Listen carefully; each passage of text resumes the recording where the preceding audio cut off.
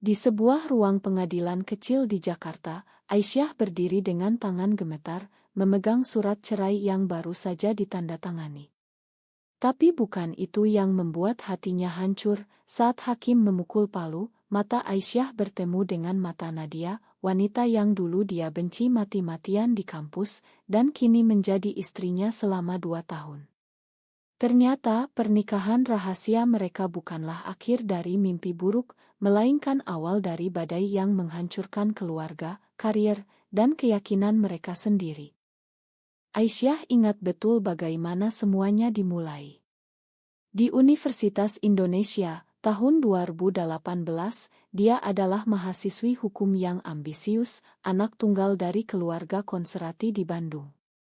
Ayahnya, seorang ulama terkenal, selalu menekankan nilai-nilai Islam tradisional. Pernikahan harus antara laki-laki dan perempuan, dan tugas anak perempuan adalah menjaga nama baik keluarga. Aisyah hidup dalam tekanan itu, belajar keras untuk menjadi pengacara sukses, sambil menyembunyikan rahasia terdalamnya, ketertarikan pada sesama jenis yang dia anggap sebagai godaan setan. Nadia, sebaliknya, adalah mahasiswi sastra yang pemberontak, berasal dari keluarga liberal di Jakarta.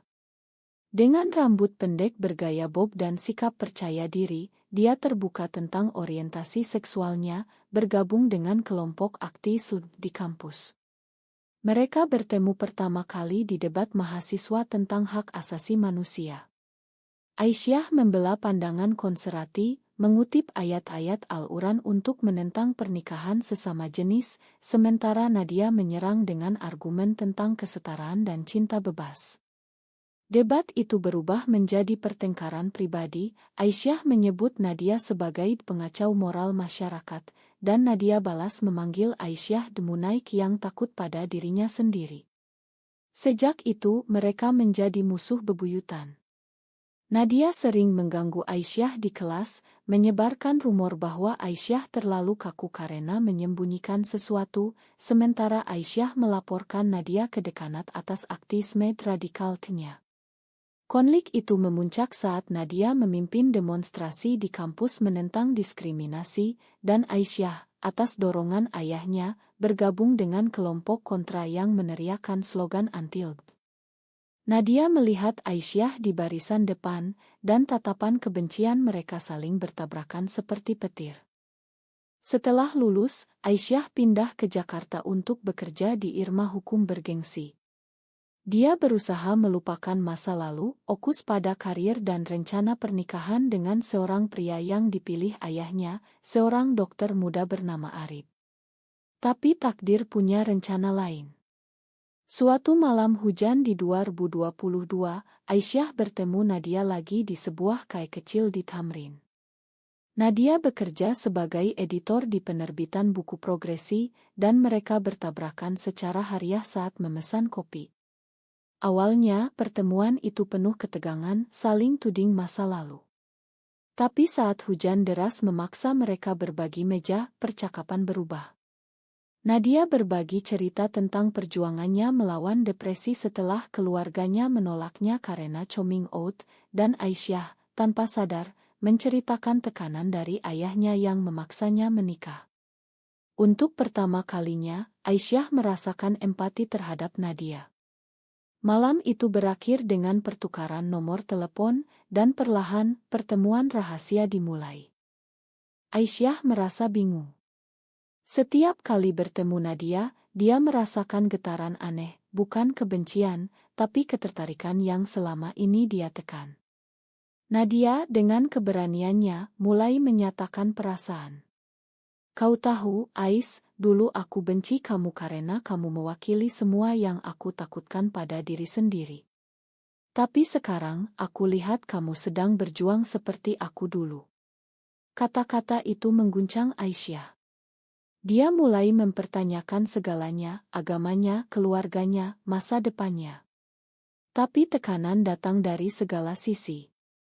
Ayahnya semakin mendesak pernikahan dengan Arid, dan di kantor, rekan-rekannya bergosip tentang gaya hidup modern yang merusak nilai-nilai Indonesia.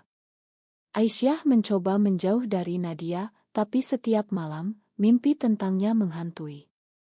Akhirnya, dalam momen kelemahan, Aisyah mencium Nadia di apartemen kecilnya. Itu adalah pengkhianatan terhadap segala yang dia yakini, tapi juga pembebasan. Mereka memutuskan untuk menjalin hubungan rahasia, tapi Aisyah bersikeras, ini harus tetap rahasia. Keluargaku akan hancur jika tahu. Nadia setuju, meski hatinya sakit karena harus bersembunyi lagi. Hubungan mereka berkembang di balik bayang-bayang. Mereka bertemu di tempat-tempat tersembunyi, seperti taman kecil di pinggiran Jakarta atau kai-kai sepi. Aisyah merasakan kebahagiaan yang belum pernah ada, tapi juga rasa bersalah yang menyiksa. Setiap sholat, dia memohon ampun, tapi hati kecilnya berbisik bahwa cinta ini bukan dosa. Nadia sebaliknya mendorong Aisyah untuk terbuka. Kita bisa melawan ini bersama, Ais. Indonesia sedang berubah, ada komunitas yang mendukung kita. Tapi Aisyah takut. Suatu hari, ayahnya datang ke Jakarta tanpa pemberitahuan, dan Aisyah harus berbohong tentang teman lama yang dia temui. Kebohongan itu mulai menumpuk, membuat Aisyah stres. Di kantor, dia kehilangan fokus, dan bosnya memperingatkan tentang penurunan performa. Nadia juga menderita, teman-temannya di kelompok aktif menuduhnya munai karena bersembunyi. Konflik internal ini mencapai puncak saat Nadia mengusulkan pernikahan rahasia di luar negeri. Kita bisa ke Singapura, Ais. Itu legal di sana. Aisyah ragu, tapi cinta membuatnya setuju. Mereka menikah diam-diam, tapi saat kembali ke Indonesia, realitas menghantam. Pernikahan mereka tak diakui, dan rahasia mulai bocor. Rahasia pernikahan mereka mulai retak saat seorang teman kampus lama melihat mereka bergandengan tangan di mal. Gosip menyebar di grup alumni, dan segera mencapai telinga ayah Aisyah. Dia menelepon putrinya dengan suara gemetar marah. Apa yang kudengar ini benar, Aisyah? Kau bersama wanita itu. Nadia yang kau ceritakan dulu sebagai musuh. Aisyah membantah, tapi ayahnya tak percaya. Dia datang ke Jakarta, memaksa Aisyah pulang ke Bandung untuk membersihkan pikiran. Di rumah, ayahnya mengatur pertemuan dengan Arid, berharap bisa menyembuhkan putrinya. Aisyah merasa terjebak, dia mencintai Nadia, tapi takut kehilangan keluarga. Nadia, di sisi lain, merasa dikhianati. Kau pilih mereka atau aku, Ais? Aku tak bisa terus bersembunyi seperti ini. Pertengkaran pertama mereka pecah, dengan Nadia menuduh Aisyah pengecut, dan Aisyah balas bahwa Nadia tak paham tekanan agama dan masyarakat. Di Bandung, Aisyah menghadapi interogasi keluarga. Ibunya menangis, bertanya mengapa putrinya menyimpang, sementara ayahnya mengundang seorang ustadz untuk deruyah ritual pengusiran setan. Aisyah merasa hancur, dia mencoba meyakinkan diri bahwa ini hanya AC, tapi kenangan dengan Nadia terus menghantui. Dia diam-diam menelepon Nadia setiap malam, tapi Nadia semakin dingin. Aku capek, Ais. Kalau kau tak berani, mungkin kita harus berpisah. Kata-kata itu seperti pisau. Aisyah memutuskan kembali ke Jakarta, tapi ayahnya mengancam, jika kau pergi, kau bukan anakku lagi. Dengan hati berat, Aisyah memilih Nadia. Dia pulang ke apartemen mereka, tapi menemukan Nadia sedang berkemas. Aku akan pergi ke Bali, bergabung dengan komunitas di sana. Kau bisa ikut atau tidak? Aisyah menangis, memohon maaf, dan mereka berdamai. Tapi pengorbanan itu mahal, Aisyah kehilangan dukungan finansial dari keluarga, dan harus bekerja lebih keras di irma hukum. Di tempat kerja, rumor tentang orientasinya mulai menyebar.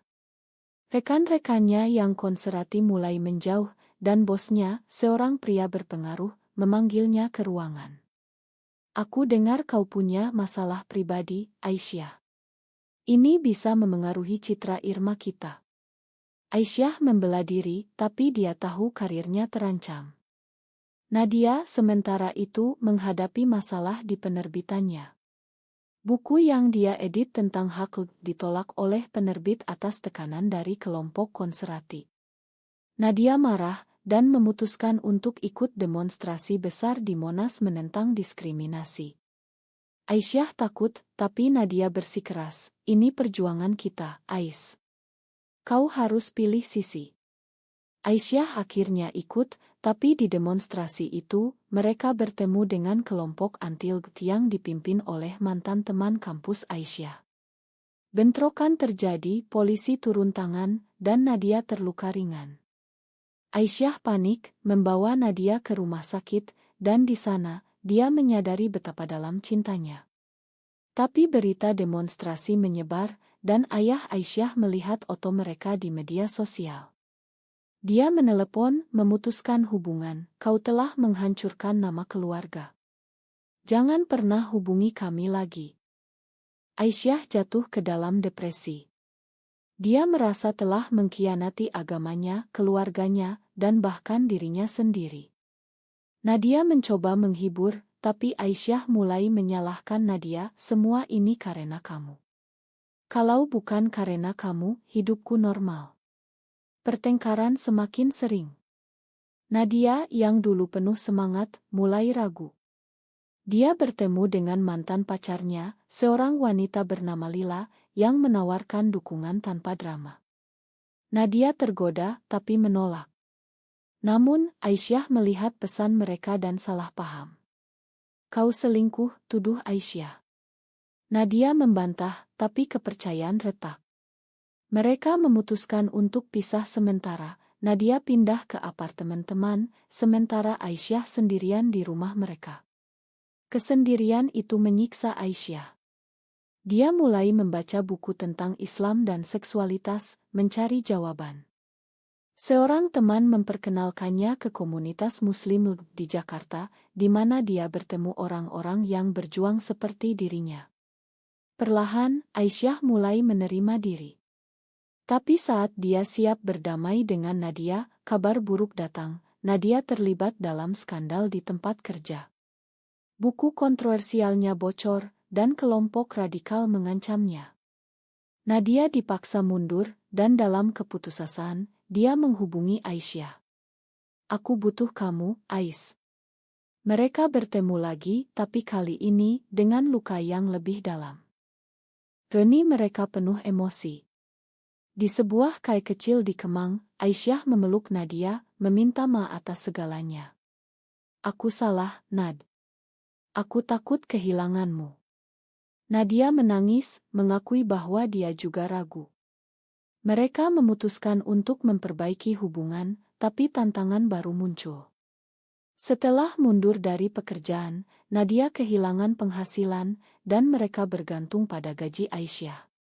Di Irma Hukum, tekanan semakin besar. Bos Aisyah menawarkan promosi jika dia membersihkan citranya, artinya putus dengan Nadia dan kembali ke jalan lurus. Aisyah tergoda, promosi itu berarti stabilitas finansial. Tapi saat dia membayangkan hidup tanpa Nadia, hatinya sakit. Dia menolak, dan akibatnya, dia dipindah ke divisi kurang bergengsi. Rekan-rekannya mulai mengucilkannya, memanggilnya si aktis di belakang. Aisyah merasa terisolasi, tapi Nadia mendukung. "Kita bisa mulai bisnis sendiri, Ais. Buku tentang cerita kita." Ide itu menarik, tapi berisiko di Indonesia. Sementara itu, keluarga Nadia, yang lebih terbuka, mencoba mendekati. Ibu Nadia mengundang mereka ke rumah di Jakarta Utara. Pertemuan itu hangat, tapi Aisyah merasa iri melihat Nadia punya dukungan keluarga. Itu memicu kenangan pahit tentang ayahnya. Aisyah mencoba menghubungi ayahnya lagi, tapi telepon diblokir. Dalam keputusasaan, dia pergi ke Bandung sendirian, berdiri di depan rumah keluarga. Ibunya membuka pintu, menangis, tapi ayahnya menolak bertemu. "Pergilah, Aisyah. Kau telah memilih jalanmu." Kata-kata itu menghancurkan Aisyah. Pulang ke Jakarta, dia jatuh sakit, dan Nadia merawatnya dengan penuh kasih. Saat itulah Nadia mengungkap rahasia, "Aku hamil, Ais." Dari donor anonim. "Aku ingin anak kita." Berita itu mengejutkan Aisyah. Di Indonesia, pasangan sesama jenis tak bisa adopsi atau secara legal, tapi Nadia melakukannya diam-diam melalui klinik di luar negeri. Aisyah marah, "Kau lakukan ini tanpa bilang aku. Ini gila." Nadia membela, "Aku ingin bukti cinta kita, sesuatu yang tak bisa diambil masyarakat." Konflik ini memuncak, Aisyah merasa Nadia egois, sementara Nadia merasa Aisyah tak berkomitmen. Mereka bertengkar hebat, dan Aisyah pergi keluar rumah. Di jalanan malam Jakarta, Aisyah bertemu Lila, mantan Nadia. Lila menawarkan minum, dan dalam mabuk emosi, Aisyah curhat. Lila memprovokasi, "Nadia selalu seperti ini, memaksakan kehendaknya. Kau pantas lebih baik." Aisyah hampir tergoda, tapi menyadari ini pengkhianatan. Dia pulang, tapi menemukan Nadia sedang menangis sendirian. Mereka berdamai lagi, tapi luka semakin dalam. Kehamilan Nadia membawa komplikasi, dia menderita morning sickness parah, dan Aisyah harus merawat sambil bekerja. Masyarakat sekitar mulai bergosip tentang kedua wanita aneh di apartemen mereka. Suatu hari, tetangga melaporkan mereka Kert, menuduh perilaku menyimpang. Polisi datang untuk penyelidikan, meski tak ada bukti. Nadia stres, dan dokter memperingatkan risiko keguguran. Aisyah memutuskan untuk pindah ke daerah lebih toleran di Jakarta Selatan, tapi biaya tinggi. Mereka menjual barang-barang, dan Aisyah meminjam uang dari teman. Di tengah kekacauan, Aisyah mendapat tawaran kerja baru di Hak Asasi Manusia. Itu berarti gaji lebih rendah, tapi lingkungan mendukung. Nadia mendorong, "Ini kesempatanmu untuk berubah, Ais." Aisyah menerima, dan di sana, dia bertemu aktivis lain yang berbagi cerita. Itu membuka matanya tentang perjuangan di Indonesia, diskriminasi di tempat kerja, kekerasan, dan tekanan agama. Nadia, dengan perut membesar, mulai menulis buku tentang pengalaman mereka. Tapi saat buku hampir selesai, ancaman datang. Kelompok radikal menemukan draft online dan mengirim pesan ancaman ke Nadia. "Hentikan atau kau akan menyesal." Nadia takut, tapi Aisyah bersikeras melanjutkan, "Ini perjuangan kita." Mereka melaporkan ke polisi, tapi respons lambat. Ketegangan meningkat, Nadia mimpi buruk tentang kehilangan bayi. Aisyah merasa bersalah, bertanya-tanya apakah pilihan mereka benar. Akhirnya, dalam momen intim, Nadia berkata, "Apapun yang terjadi, aku tak menyesal mencintaimu." Kata-kata itu menguatkan Aisyah, tapi badai belum berakhir. Bayi mereka lahir di sebuah rumah sakit swasta di Jakarta, seorang gadis kecil bernama Sinta. Kelahiran itu penuh emosi, Aisyah memegang tangan Nadia sepanjang proses, meski secara legal, dia bukan orang tua. Mereka bahagia sejenak, tapi realitas menghantam. Di Indonesia, Sinta hanya diakui sebagai anak Nadia, dan Aisyah tak punya hak hukum. Ini memicu perdebatan baru, "Kita harus pergi ke luar negeri, Nad. Di sini kita tak aman." Nadia setuju, tapi mereka tak punya uang. Aisyah bekerja lembur di sementara Nadia merawat Sinta di rumah. Buku Nadia akhirnya diterbitkan secara indie, dan mendapat respons positif dari komunitas LGBT, tapi juga kecaman dari kelompok konservatif. Demo kecil di depan rumah mereka terjadi, dengan teriakan haram. Aisyah memanggil polisi, tapi mereka hanya memperingatkan untuk berhati-hati. Nadia mulai paranoia, tak mau keluar rumah. Suatu malam, ancaman menjadi nyata. Seseorang melempar batu ke jendela apartemen mereka, dengan catatan, "Pergi atau mati." Aisyah panik, memeluk Sinta dan Nadia. Mereka memutuskan untuk pindah ke Bali, di mana komunitas lebih kuat. Di sana mereka bergabung dengan kelompok dukungan, dan hidup mulai stabil. Aisyah bekerja remote untuk Ngo, sementara Nadia menulis artikel relance. Tapi masa lalu mengejar. Ayah Aisyah, yang sakit, menghubungi melalui ibu, ayahmu ingin bertemu sebelum terlambat. Aisyah ragu, dia ingin rekonsiliasi, tapi takut penolakan. Nadia mendorong, pergilah, Ais. Untuk kedamaianmu. Aisyah pergi ke Bandung membawa Oto Sinta. Di rumah sakit, ayahnya lemah, tapi matanya penuh penyesalan. Aku salah, anakku. Aku takut kehilanganmu karena tak paham. Mereka menangis, dan ayahnya memberkati Aisyah, meski tak sepenuhnya setuju. Itu adalah penyembuhan, tapi ayahnya meninggal seminggu kemudian. Aisyah kembali ke Bali dengan hati ringan, tapi juga sedih. Di Bali, hubungan mereka diji lagi. Nadia bertemu dengan seorang aktis baru, seorang wanita karismatik bernama Rina, yang mengajaknya ke proyek besar. Aisyah cemburu, merasa Nadia menjauh. Kau lebih suka dia daripada keluarga kita, tuduh Aisyah. Nadia membantah, tapi ketegangan meningkat. Sinta mulai bertanya tentang kedua ibu, dan mereka harus menjelaskan dengan hati-hati. Masyarakat Bali lebih toleran, tapi tetap ada tapan aneh. Aisyah mulai meragukan pilihan mereka, apakah ini adil untuk Sinta. Hidup dalam bayang-bayang. Nadia marah, kau mulai lagi. Kita telah bayar mahal untuk ini. Pertengkaran memuncak saat Rina mengundang Nadia ke konferensi di Singapura. Aisyah melarang, tapi Nadia pergi, meninggalkan Aisyah dengan Sinta. Di sana, Nadia tergoda oleh kebebasan, tapi menyadari cintanya pada Aisyah. Dia pulang lebih awal, tapi menemukan Aisyah sedang berkemas. Aku capek, Nad.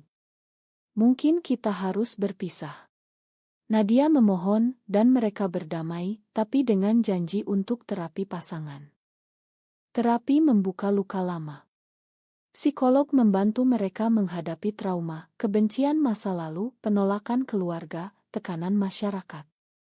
Aisyah mengakui bahwa dia masih bergumul dengan iman, sementara Nadia mengaku takut ditinggalkan. Mereka belajar berkomunikasi, dan hubungan membaik. Sinta tumbuh bahagia, dikelilingi cinta. Tapi tantangan terakhir datang saat buku Nadia menjadi viral, menarik perhatian media nasional. Wawancara Dit membuat mereka terkenal, tapi juga target. Kelompok radikal mengajukan tuntutan hukum atas penghinaan agama. Aisyah, dengan latar belakang hukum, membela mereka di pengadilan. Sidang itu tegang, saksi dari kedua sisi bersaksi. Ayah mendiang Aisyah disebut, dan Aisyah memberikan kesaksian emosional, cinta bukan dosa. Ini tentang kemanusiaan. Hakim menolak tuntutan, tapi perjuangan itu melelahkan. Nadia dan Aisyah merasa lelah, tapi lebih kuat. Setelah kemenangan pengadilan, hidup mereka berubah. Media menyebut mereka sebagai ikon Indonesia, tapi itu membawa beban. Ancaman online meningkat, dan mereka harus pindah lagi ke tempat lebih aman. Sinta mulai sekolah, dan Aisyah khawatir tentang bullying. Nadia menulis buku kedua, tentang pengasuhan di keluarga sesama jenis, sementara Aisyah naik jabatan di Ngo. Tapi di balik kesuksesan, luka lama muncul. Aisyah mimpi tentang ayahnya, merasa bersalah atas kematiannya. Nadia, sebaliknya, bergumul dengan postpartum depression yang tertunda. Mereka saling mendukung, tapi tekanan membuat mereka jauh. Suatu hari, Aisyah menemukan pesan dari Lila lagi di ponsel Nadia. Kau masih hubungi dia, tuduh Aisyah. Nadia mengaku, hanya teman, Ais. Aku butuh curhat. Itu menjadi pemicu, Aisyah merasa dikhianati, dan memutuskan untuk cerai. Kita telah bayar terlalu mahal. Mungkin ini bukan takdir. Nadia terkejut, tapi setuju untuk sidang. Di pengadilan, seperti awal cerita, mereka berdiri saling berhadapan. Tapi saat hakim bertanya alasan, Aisyah ragu. Matanya bertemu Nadia, dan kenangan banjir, dari kebencian di kampus, ke cinta rahasia, ke perjuangan bersama. Nadia berbisik, aku tak bisa hidup tanpamu, Ais. Aisyah menarik surat cerai, memilih untuk bertahan. Mereka keluar pengadilan dengan tangan bergandengan, tapi tahu perjuangan belum selesai. Di rumah, mereka berbicara panjang tentang pengorbanan, rasa sakit, dan harapan. Sinta memeluk mereka, dan untuk pertama kalinya, Aisyah merasa damai. Tapi masyarakat Indonesia masih keras, undang-undang anti-LGBT mengancam, dan mereka harus terus berjuang. Nadia berkata, apapun yang terjadi, kita telah memilih jalan ini. Aisyah mengangguk, tapi di hati kecilnya, pertanyaan muncul. Apakah cinta yang lahir dari konflik dan pengorbanan seperti ini benar-benar layak untuk dipertahankan, atau justru sebuah ilusi yang menghancurkan lebih banyak daripada yang dibangun?